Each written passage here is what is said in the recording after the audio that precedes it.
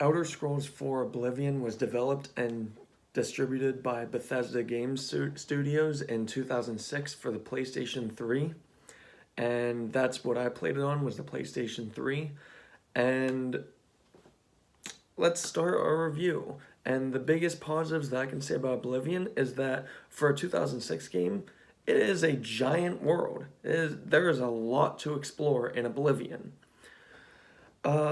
Another strong factor in this game that I do actually really appreciate and love is the level up system. So in Skyrim and most other RPGs, you kill people, pickpocket, whatever, and you just have a general main experience points system, and it ranks you up, and then you can just put in your skill points into whatever skill tree you want. In Oblivion, the level up system is built for how you play.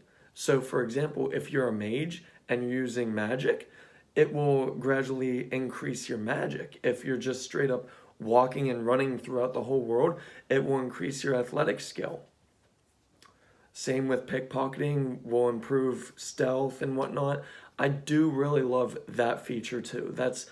They need to implement that into every single RPG. I would not have an issue with any RPG or JRPG, because otherwise, most RPGs are built to play through everything to the point where you just become a god and you breeze through everything. Okay, I have a couple problems with that, mainly being when you want to play the story, that kind of interferes with the pacing of the story, and also I personally believe a game is built off of playing the hardest difficulty to have to do everything, and that's again factoring into the difficulty system I always explain about, my personal opinion.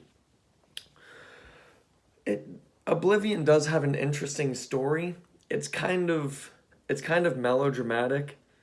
Not really much seems to happen. Like you go into a gate of Oblivion and you take down monsters, and I don't know, maybe it was just the time period in which it was made back in 2006 or what, but nothing ever really felt epic to me.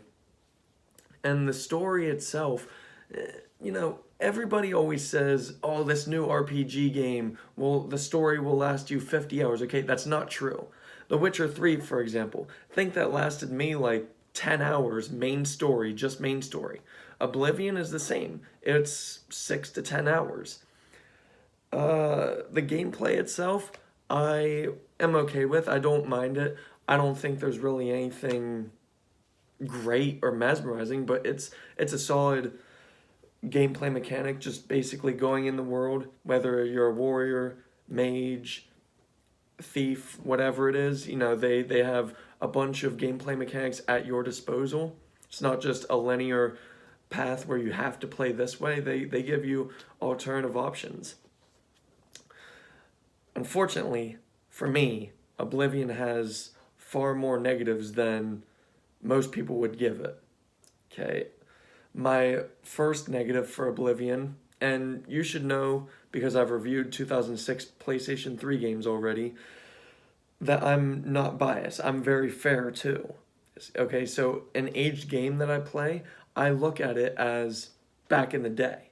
So Oblivion, for me, honestly, compared to the other 2006 games I've recently reviewed and played in the past, the visuals are uneven. What I mean by that is, sometimes you can see great attention to detail for what they're wearing. Even sometimes you can see character models look very impressive, especially when it's 2006. But then other times, the faces and the character creation at the very beginning, the faces and the animations, they look really muddy. Like you don't really see any features except a smoothed out skin. And that's the thing. The skin, even when it looks smoothed out, it doesn't even look lifelike. It's a face. I don't know if it just never loaded a pop-in that needed to load. I don't know. Either way.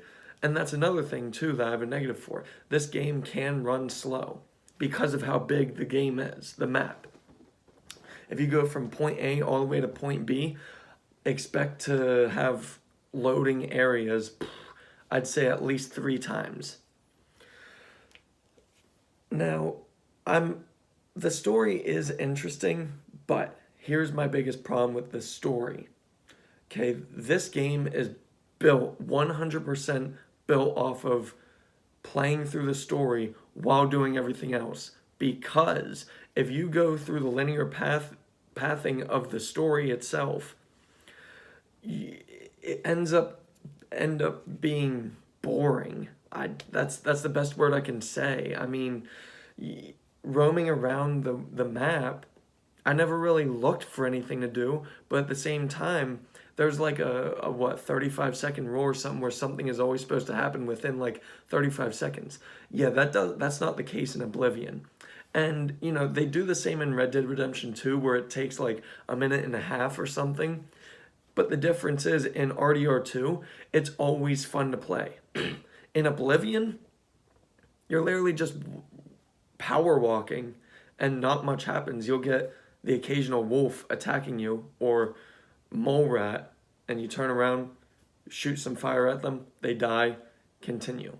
And maybe that has to do with the map. Maybe it's too big.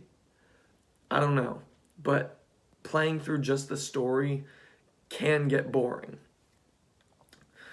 Now, I always gripe and moan about difficulty settings when they're not in. Well, this one's the opposite. I have a problem with the difficulty setting that is implemented into it. I always play a game easiest difficulty, replay, hardest difficulty. That way I get a good exploration of everything, good story pacing, what it's like, and then doing everything on the hardest because you're mandated to feel so, that you have to do it. Well, the problem with Oblivion for me, for the difficulty settings, you put it down to the easiest, it's like easier than easy. It's not even a training setting. It's literally just pure story. That's it. It's no challenge whatsoever. Nothing. Literally you can get hack and slash by guards for like, I don't know, 3 minutes straight and you won't die. You'll be at the near the end of your health, but you won't die. Just keep throwing your fire at them and they'll die like within 4 or 5 hits.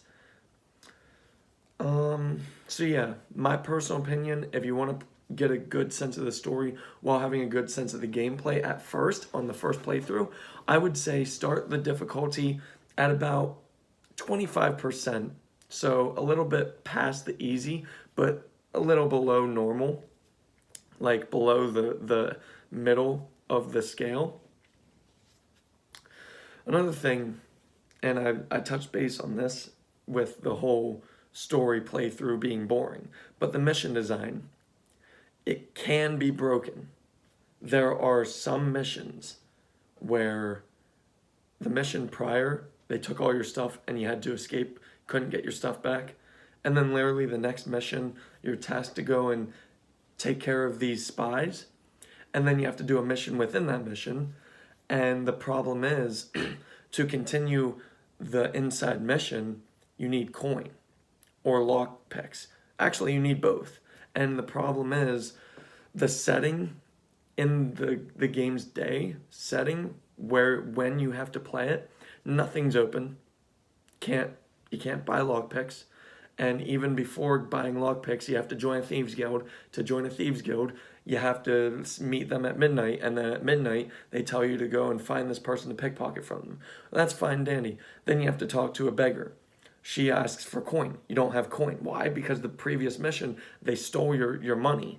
So you have to, I guess, persuade them. But no, I tried the persuasion and I succeeded like 3 times in a row and they still wouldn't tell me.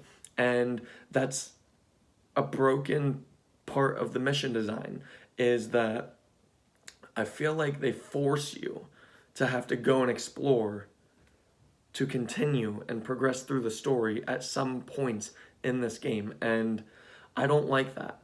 Okay, I saved that for my second playthrough. Having to do that every single playthrough, I'm not okay with that. That's not good. That is not good storytelling. It's not good gameplay telling. Not really a good narrative to tell. So yeah, I mean, maybe I was missing something each time, but honestly, it felt broken to me. Like I had to either go and explore or replay so that I could find out a way to do my gameplay in the mission differently. So, I mean, otherwise, that's everything really I have to say about Oblivion. I give it a 7 out of 10. Thank you.